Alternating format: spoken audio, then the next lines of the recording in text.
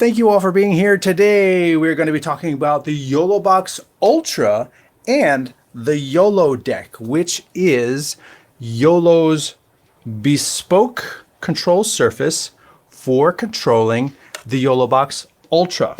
And we're going to take a look at it in today's show. A little bit of disclosure, I should say, is that this was sent to me to help beta test because I have a long working relationship with YOLO Live, and I have an Ultra, and so I'm helping them beta test things and providing feedback and things like that. So with that disclosure, there's no money. They're not paying for this show. I would love it if they sponsored the show. Until I can find a sponsor, it's just going to be me. Anyway, I thank you all for being here. Kent says, so you can't use the Stream Deck on the YoloBox Ultra? No, you cannot. And the reason is Elgato makes API drivers for the Stream Deck. They make them for Windows. They make them for Mac. They don't make one for Android. And the Director Mini and the YoloBox, those are all Android devices. And if Elgato does not make an API for Android so that the tablet, the actual operating system, understands the thing you plugged in, you're shit out of luck, you know? So that's how it works. What we're going to look at today is I have my YoloBox Ultra here. That's the Ultra. And I've got 1, 2, 3, 4 camera inputs. This is the YoloDeck. So you're gonna have to rely on looking down at my screen. And if you go to video out settings and try to set it to program out, it says, please connect a video source, which doesn't make a whole lot of sense because it's not a source, it's an output. I'm not going to connect a source, I'm connecting my output. So that's not working right now. You'll see I've got this background that I could use to put somebody over top of. I've got this guy with a green screen. I've got this guy doing a presentation up on a stage about art. And I've got this woman doing a talking head medical stuff. And then down here, I've got NDI1, which is a camera that's way over there. The cool thing is this, let's unplug it so you can see what goes on here. It's dead. There's nothing going on. You plug it in. It has a splash screen for the actual OEM manufacturer, which they'll replace with a YOLO splash screen. Come out of the show. Done. And then we'll go back in. There you go. So now you saw it's set up, and on here, it's got a nice long cable actually. Like a 2-meter cable. And this is handy to basically give like graphics duty to someone else. I'm going to switch cameras, you handle the graphics or something like that. And that way, you know, you could use it to switch cameras if you don't want to like be on here. So I can go to camera 1 and you see where it says camera 1 down here, camera 2, camera 3. And if someone else has this and you're switching on the YoloBox, this is from the latest update, it now provides feedback to the YoloDeck. If I go to camera 3, if I go to 4, 4 shows up on here. If I go to 1, 1 shows up on here. If I switch and I go to 2, 2 shows up down here. Adding the overlays, which was the other really big important thing, for me at least, has been added in this latest update. I've got this side by side, and it's not number 1, it's not number 1, 2, 3, 4, or 5. So that could technically be perceived as a problem, except for the fact that, you know, you got to remember that in the YoloBox, you can drag this to number 5. And then 3, 4, 5. There's my picture in picture. So that way you can put in 1, 2, 3, 4, 5 in positions 1, 2, 3, 4, 5, those 5 things you want to use the most. And then your pre-show, closing, bumpers, and things like that, those are still on the YoloBox. Then you've got your overlays. So let's just go back to camera 2 here. He's talking, and I believe I got him set up as, that's number 3. And then you can see his graphic comes up. So when I go like this, I can go to 3, it brings up the graphic. And remember again that these have timers on them. So I have a timer on this that automatically after so many seconds, 1, 0, it's going to fade out. So you don't have to remember to turn it off. Or there's a live button. Here I can put live in the corner, and that's going to count down as well. Now I've got this cool graphic with balloons over here, but I've only got 5 overlays. But you could, like I said, if you come up here and drag this up, now that's number, what is that? 1, 2, 3, 4. There it is, 4, not 3. So the balloons can come in and then the balloons go out. So that could be kind of cool. Like if she's talking about something and she says, and the winner of the first gift prize today is da-da, you know, so you can have that as a graphic overlay, and you're going to use it over and over and over again. So it's there on a button. You don't have to always get back to this. Plus the really cool thing is you could be in this panel and still call the graphic up. That's where the real benefit comes. When I'm in a live show, comments are coming in, I'm reading them, I'm picking which ones to put up, but not have to worry about, oh yeah, you know, yay, and have that graphic available without having to go over to the graphics tab and lose my place in the comments tab. You see where having a control surface gives you, you've got one control surface here, one control surface here, and another one now here. You got 3, bringing up a scoreboard. So when I hit that, that is actively going to the output. When I tested it before the show with NDI, it actually did, it kicks right on. And then I have set up a second page over here. So if I click on the right arrow, now you can see, I paged through again. I've got score adjustments. So I can start a replay, I can stop a replay, I can add score to the home team, I can add score to the away team. Oh no, they fumbled it. Okay, take that score off. Too bad for you. And then go back to my home screen and then go back to my camera inputs. Now, this setup is something that I just put together for me. This is completely customizable. And let me show you the control panel for that. At the bottom of your gear icon is the YoloDeck configuration. Now, this is going to take over the whole screen, and you can see source 1, 2, 3, 4, 5. If you wanted to rearrange those, I don't know why you would, but you can move these around like this, or you can drag them to the trash can. You've got your overlays, 1, 2, 3, 4, 5. I've got my max program to make the program bigger. I can go to the comments tab. There was my scoreboard, and then the buttons to go between screens. So I have a second screen, which is my scoreboard, my replay, first screen, second screen. You can see there's a plus icon to add another screen. There's a minus icon to delete that screen. And over here on the right-hand side, again, I know it's, let's go like this. You can see there are video sources, 1, 2, 3, 4, and 5. And if I wanted to add video inputs to my scoreboard area so I can keep going, I click on 1, I drag it over here. I click on 2, I drag it over here. I click on 3, I drag it over here. I click on 4, I drag it over here. I click on 5, I drag it over here. Cool, right? Now let's just say, oh, while I'm in the scoreboard thing, I also wanted to be able to turn the scoreboard off. I can grab the scoreboard button, I put that in the corner. So there, I can change the score and then tap the scoreboard off and then go back to my main page with the right setups like that. This is how easy it is to set this up. You're just clicking and dragging, and you can see I can have empty buttons too. Let's just say I know I'm not going to need number 5 here. So I'm just going to drag that to trash can, delete it. That's available for something else. So that's really handy there. And then here we go with your overlays right here. Overlay 1, 2, 3, 4, 5, 6, 7, 8, 9, 10. So 10 overlays that you can drag wherever you want. So I could put overlay 5 right here and then save that. I saved it and now it's down here. Here's overlay 5 and I can bring in overlay 5. And I think 5 will time out by itself. There it is. Overlay 5 timed out. And then when it did time out, it updated the button and made it not red. I'm still on source 1. Switch to the comments tab. I can feature the comment or hide the comment. What I don't see is a way to navigate comments yet, up or down. And if you're going to navigate which comment to feature, then you need to be able to see them. So if you need to see the comments, you kind of still need to be here on the YoloBox. Recording, start and stop recording. That was the first thing I removed because I don't accidentally want to hit stop recording by accidentally pressing the wrong button. That would be very bad.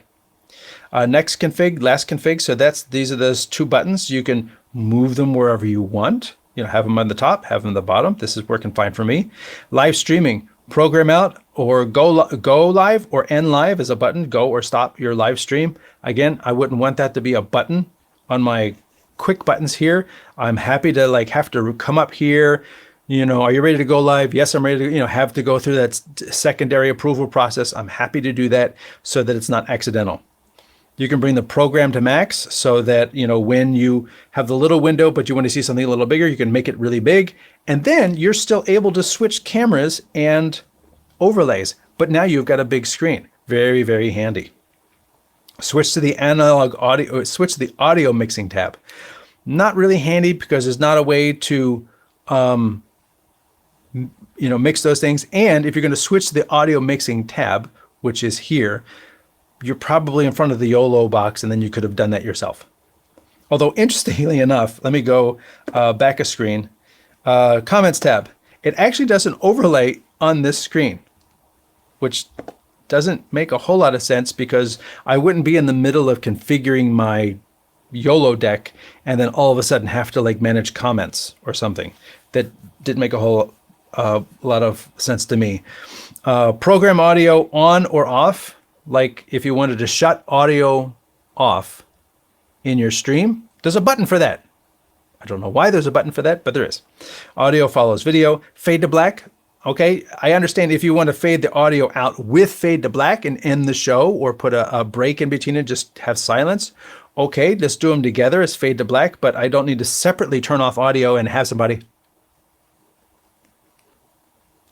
because that would be disconcerting to people who see a person talking but can't hear anything.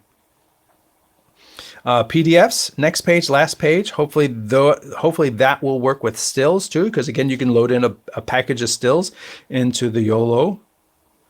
Replay, start a replay, end replay, and I'm told, I haven't tried this, and I'm not streaming, so I can't do it, that when you hit start replay, the alert will still come up on the YoloBox Ultra asking you whether you want to do it now or save them for later. So I think there needs to be more buttons here. Like you, instead of start replay, you could say like mark or save my replays from this moment. Like there was a score, there's still something going on. I don't want to use the replays just yet, but here, mark them here. And I get them, they all get saved, and then I can go into my replays later. And then we go back to your video sources. So that is all of the things that we currently have over here on the right. You can see how easy it is. Let's come up here to Program Max. Let's put Program Max up here. That's how easy it is to program a button. Right now, you can't design the buttons. Right now, they're a little smaller than the actual visible area on the button. They don't take up the whole space. Hopefully they can grow a little bit. And I think there needs to be more of them. I'm pretty sure, I'm going to guess that more are on the way. You hit save, it updates the YoloDeck. We exit this. You're not exiting the show, you're exiting this interface. And then you're back into the show. So then I still have my inputs 1, 2, 3. Apparently I still have my scoreboard on there. We can take that off. Can I turn replay on? Please select sources. Okay, so let's go 1, 2, 3. And then we go back out of here. Turn replay on. All right, now come over here. He's talking. I think I only have it set for, I don't even know how many seconds I have. Boom. There, now I'm in replay. Here's replay 1. And then replay 2, it says next. And they're 10-second replays. So it's going to circle through all those replays. I don't have an intro or outro loaded, a bumper loaded for these things, but it's showing all 3 of them. And I did not set the speed on these things to be, you know, slow-mo, and 10 seconds is a really long replay, I think. But that is your replay, and you can see that if we come over here to this and we say start replay, okay, replay is going, and now I say, oh wait, you know what, game's going on. You can exit the replay and we're back into our show. Nothing you can really do here except, you know, turn on audio follows video and turn it off, which I can see would be handy if you were doing your own thing with people in the studio, and then you wanted to also then bring in remote guests. So generally you want to keep audio follows video off, but then when you want to bring in remote guests, when you bring them on screen, you want their audio on. When you move them off screen, you want their video or their audio off. So then audio follows video is very important. So I can see turning it on then and turning it off otherwise. Replay, you have a stop replay button. I thought replay is auto stop. Then the YoloBox unit went back to the main selection. It does. But if you're capturing 4 cameras or more of a goal and you have each one set to like 5 seconds or 7 seconds and it's slowed down, the time to go through all those replays could be 30 seconds. If they start play very quickly, sometimes, let's just say it's high school football and there's this really, there was a fumble and they picked it up and let's look at the fumble again, but they're doing a hurry up offense, and they start playing again. You don't want to be stuck in the replay missing the next 2 plays. Stop replay, get back to the game. That's why. I don't anticipate ever that the video is going to be coming out and you're going to see source 1, 2, 3, 4, 5 here. It's just going to be, the buttons, and even just having 1, 2, 3, 4, and 5 would be enough. It wouldn't have to say source, because if you're setting it up for you, it's very likely you're going to set it up the way you want to work, and it's the way you want it. So you may not need detailed labels on here. Again, if you're handing it off to someone else, or if you're setting it up for, let's just say, a church or something like that, and you have volunteers coming in, you say 1 source, 2 source, 3 source, 4 source. I guess it would be nice if it said pulpit, bema, wide shot, organ, different things like that. That would be handy. But at the same time, I think save. I think when someone is also, yes, sitting in front of this right here, they can see what they are, and then after a while, they can know this is the close shot of the pastor talking. This is the wide shot. This is the audience. This is from the back. That's the organ or something like that, or wide shot of the band, close shot of the singer. Things like that. It becomes very familiar in a short period of time. So the YoloDeck is been on for a good couple hours. It's very cool to the touch.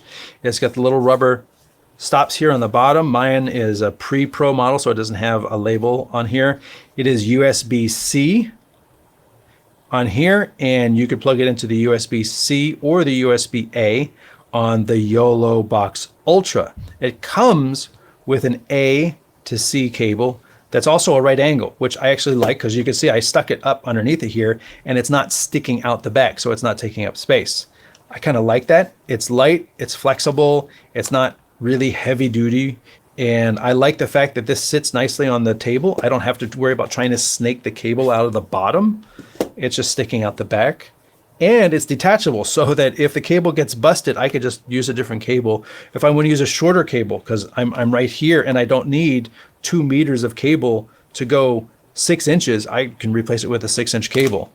I suppose if I needed it to go further, I could put a longer cable on it that had, was heavier duty and had thicker wires to carry the electricity further. But by and large, I am liking what YOLO is doing with the YoloDeck. I like the buttons. I like the size. I like the functionality that they're putting in here. Like I told them that in a previous version, I was like, well, when I push this, it didn't show up over here. Now the buttons do reflect changes being made on the YoloBox itself. So somebody sitting off to the side who only sees this, if I put this up here, do you know what inputs I'm switching to? Yes, you do, because it's being reflected. And if I add an overlay, you see the overlay going on. You see 2 overlays or 3 overlays all going on. And 2 of them are going to time out on their own. 3 should time out, 1, 0. And then number 2, which is my corner bug, does not have a timeout, so it's going to stay there until I turn it off. For me, one of the key things really is having something do what it says it's going to do. I like something that is reliable and bulletproof, and just, even if it doesn't do everything I want it to do, I want you to do those things that you say you do without fail.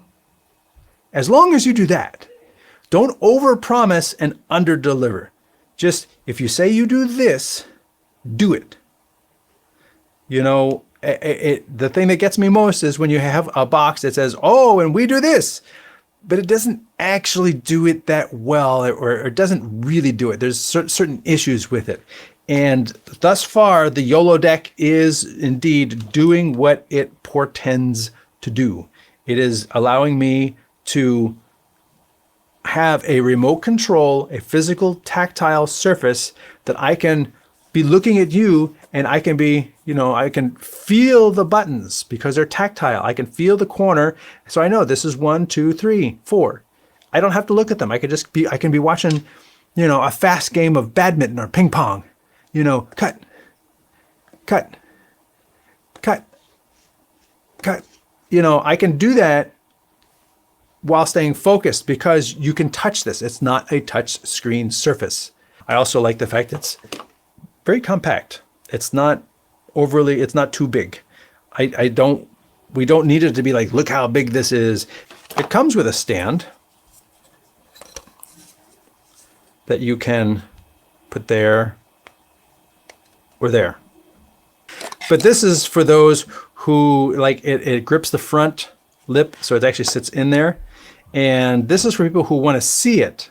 And they'd be like, you know, okay, hit this, hit that, hit this, hit that. Okay, so there's a second one. There's 2 here.